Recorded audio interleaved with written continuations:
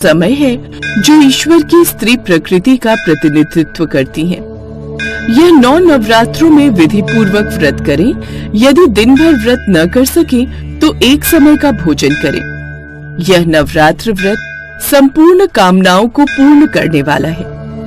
इसके करने से मनुष्य की संपूर्ण विपत्तियां दूर हो जाती हैं और घर में समृद्धि की वृद्धि होती है। समस्त पापों से छुटकारा मिल जाता है। यदि व्रत करने वाला मनुष्य सारे दिन उपवास न कर सके तो एक समय भोजन करे, साथ ही नवरात्र व्रत की कथा का श्रवण करे। तो आइए आज की इस कहानी में हम आपको नवरात्रि व्रत कथा सुनाते हैं। प्राचीन काल में एक ब्राह्मण रहता था। वह ब्राह्मण माँ जगदम्बा का परम भक्त था। वो नित्य प्रति माँ दुर्गा की पूजा अर्चना करता था। उस ब्राह्मण की अति संस्कारवान और सुंदर सुमति नाम की कन्या थी। जब वह ब्राह्मण दुर्गा माँ की पूजा अर्चना करता तो वह कन्या भी वहां उपस्थित रहती थी। एक रोज वह कन्या अपनी सहेलियों के साथ खेलते हुए पूजा में उपस्थित होना भूल गई।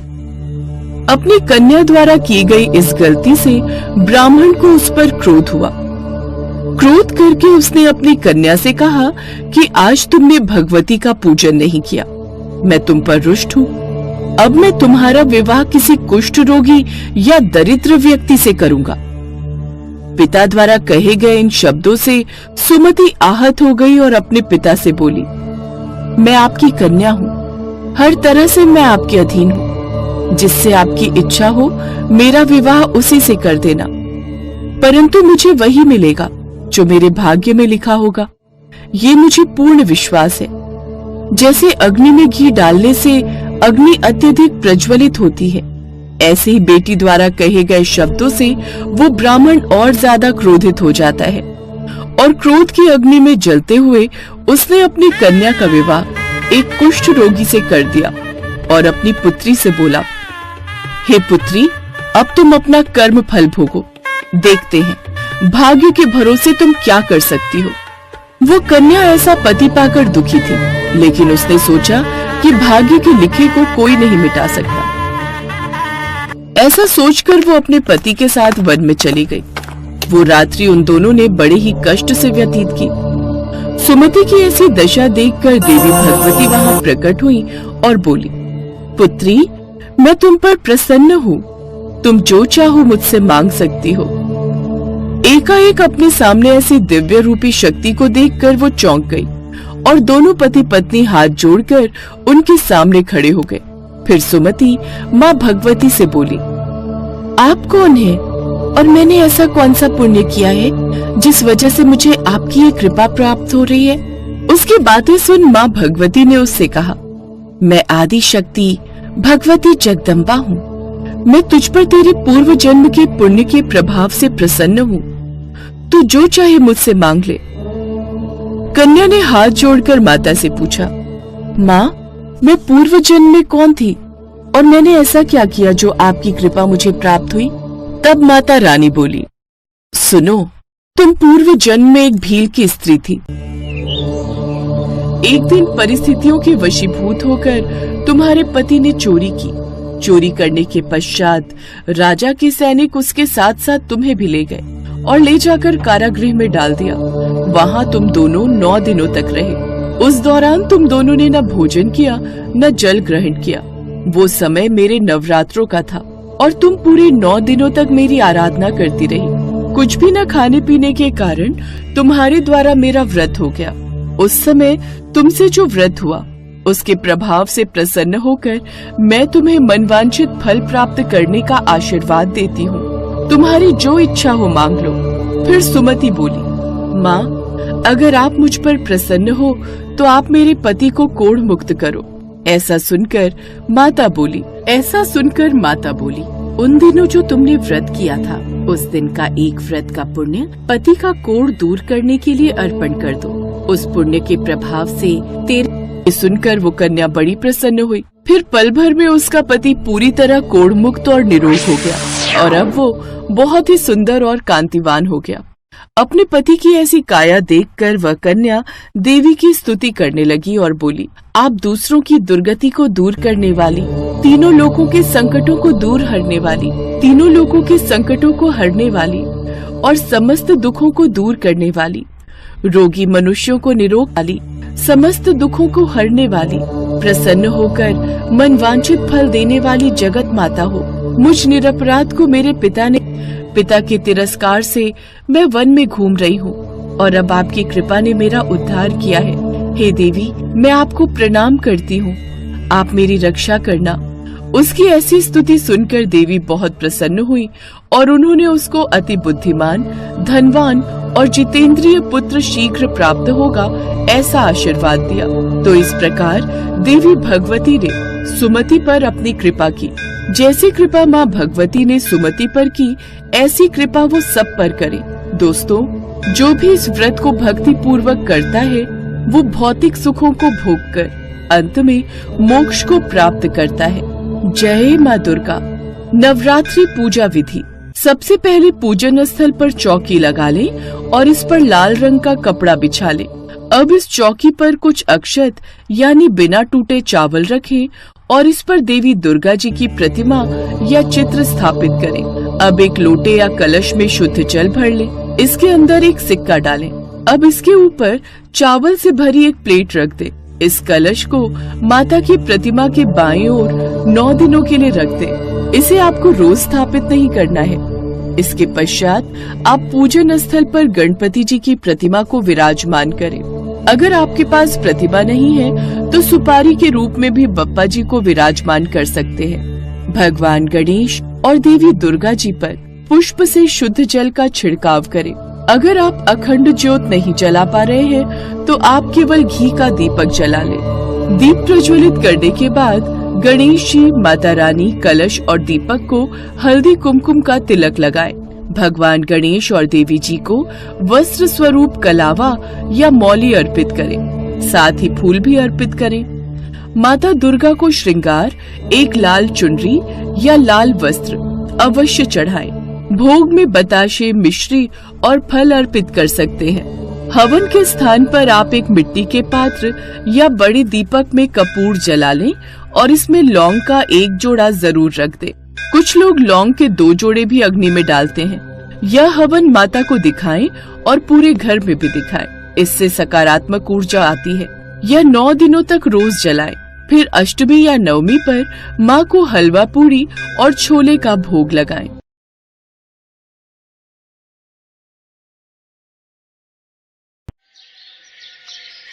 हिंदू धर्म में नवरात्रि व्रत का बहुत महत्व है। चैत्र नवरात्रि व्रत चैत्र माह यानी कि मार्च और अप्रैल माह के बीच में आते हैं। नवरात्रि में माँ दुर्गा के 9 रूपों की पूजा आराधना की जाती है। धार्मिक मान्यता है कि जो कोई भी मनुष्य माँ दुर्गा की पूजा आराधना सच्ची श्रद्धा और निष्ठा से करता है, उसे मन वांछित फल की प्राप्ति होती है। यह नवरात्रि व्रत संपूर्ण कामनाओं को पूर्ण करने वाले हैं। चैत्र नवरात्रि से जुड़ी एक पौराणिक कथा के अनुसार एक बार बृहस्पति देवता ब्रह्मा जी के समक्ष उपस्थित थे। वार्तालाप करते हुए उन्होंने चैत्र नवरात्रि के व्रत का फल जानने की इच्छा जताई। हे ब्रह्मदेव, कृपया करके बताइए कि चैत्र मास के नवरात्रि व्रत का क्या फल है तथा इसे किस प्रकार किया जाता है, ये सब विस्तार से कहिए। हे बृहस्पति, प्राणियों के हित की इच्छा से आपने बहुत उत्तम प्रश्न किया है। जो मनुष्य सर्व मनोरथ पूर्ण करने वाली माँ दुर्गा की आराधना करके नवरात्रि व्रत पूर्ण करता है, उस व्यक्ति के जीवन में सभी सुखों का वास होता है। ये चैत्र नवरात्र व्रत बहुत ही फलदायी है। देवी शक्ति माँ दुर्गा का आह्वान करके इस व्रत को करने से सुहागन स्त्रियों को सुहाग की लंबी उम्र, निसंतान को संतान तथा कुंवारी कन्याओं को उचित वर की प्राप्ति होती है।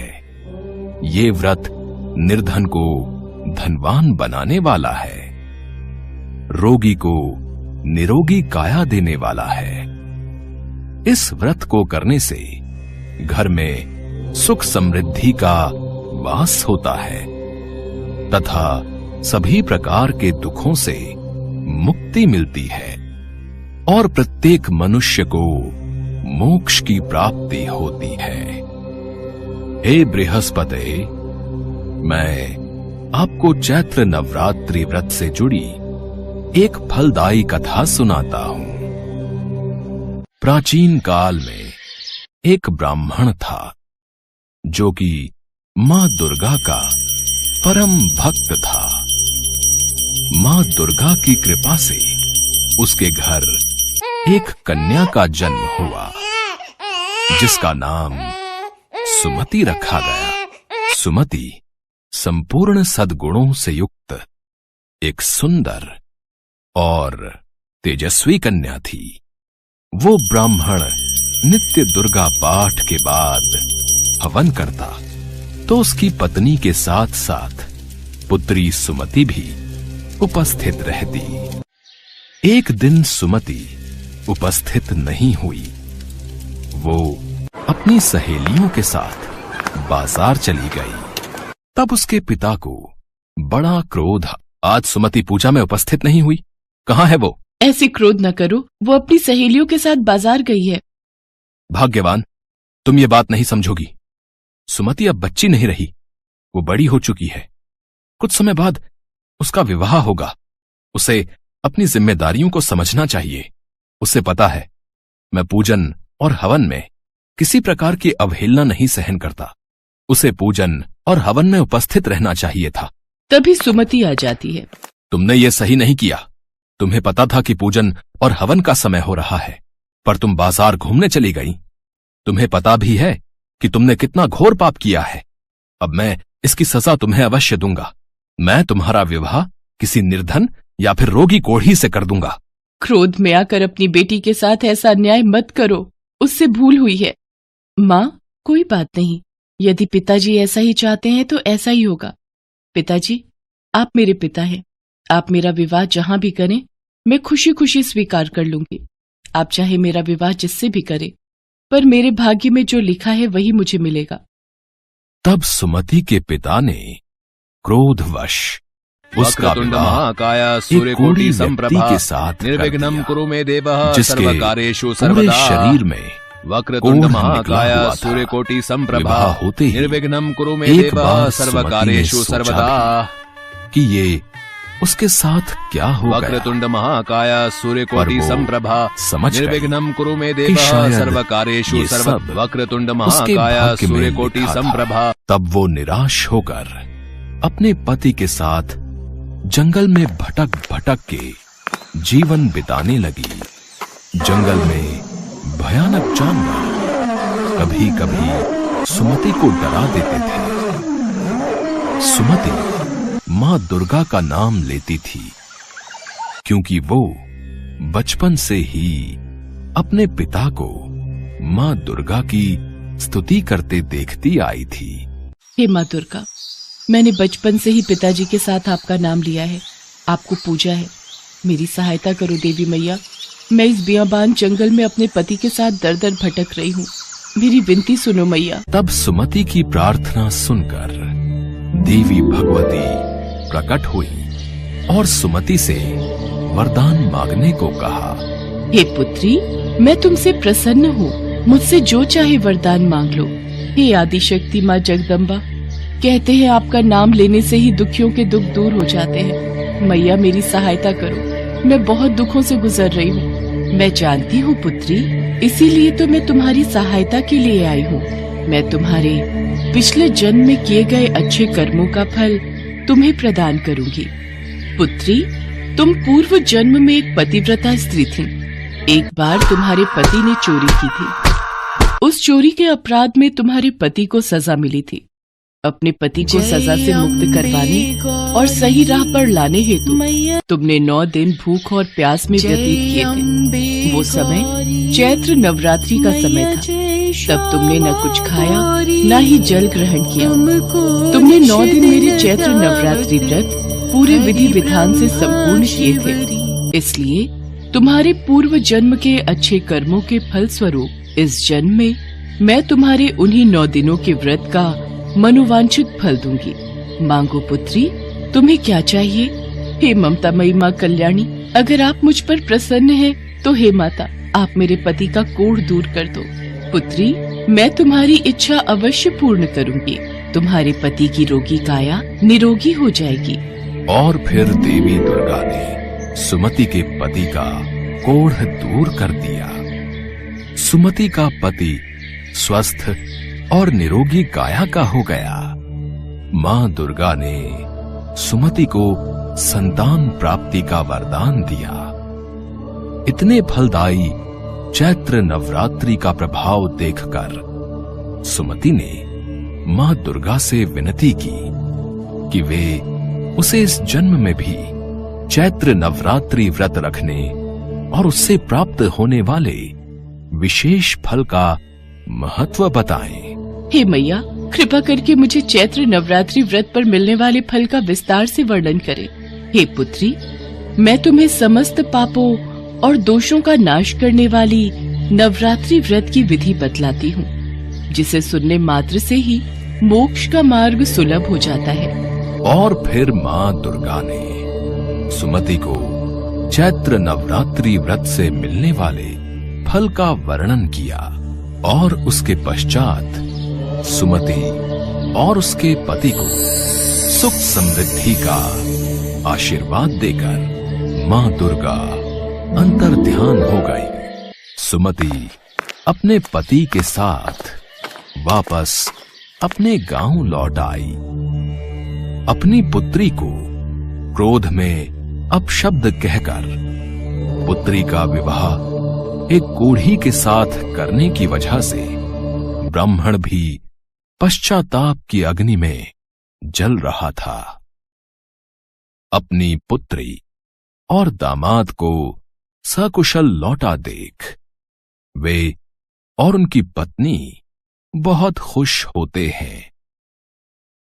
सुमति अपने माता पिता को मां दुर्गा से प्राप्त फल के बारे में बताती है, जिसे सुनकर ब्राह्मण और ब्राह्मणी भी बहुत प्रसन्न होते हैं और वो भी मां दुर्गा को धन्यवाद करते हैं। ब्राह्मण अपनी भूल के लिए मां दुर्गा से क्षमा प्रार्थना करता है।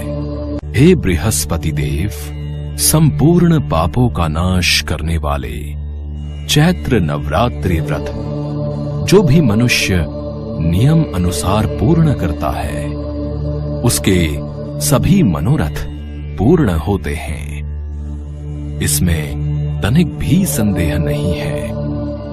इन 9 दिनों में जो कुछ दान आदि दिया जाता है, उसका करोड़ों गुना फल मिलता है। हे बृहस्पति, जो मनुष्य या स्त्री इस व्रत को भक्ति पूर्वक करता है, वो इस लोक में नाना प्रकार के सुखों को भोग कर अंत में मोक्ष की प्राप्ति करता है। हे ब्रह्मदेव, इतने प्रभावशाली और फलदायी चैत्र नवरात्रि व्रत का महत्व सुनाकर आपने इस संपूर्ण सृष्टि को धन्य कर दिया। इसके पश्चात सभी देवता